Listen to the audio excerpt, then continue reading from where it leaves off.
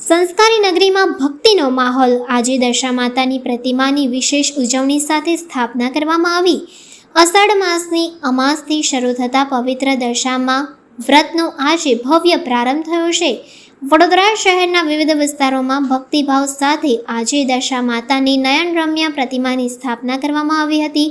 ભક્તો દ્વારા પૂરી તૈયારીઓ બાદ આજના શુભ દિવસે માતાજીના આગમનની સવારી વાજતે ગાજતે કાઢવામાં આવી હતી અને પંડાલમાં પ્રતિમા સ્થાપિત કરાઈ છે।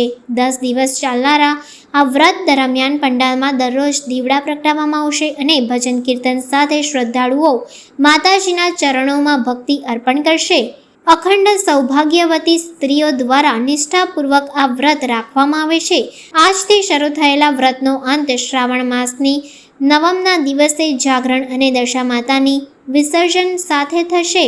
વડોદરાની સાંસ્કૃતિક ધરોહર રૂપ આ પરંપરાગત ઉજવણીમાં તમામ વયના ભક્તો ઉમંગભેર જોડાઈ રહ્યા છે અને મા દશામાના આશીર્વાદ મેળવવાની ભાવનાથી દિન વિશેષ કાર્યો કરી રહ્યા છે।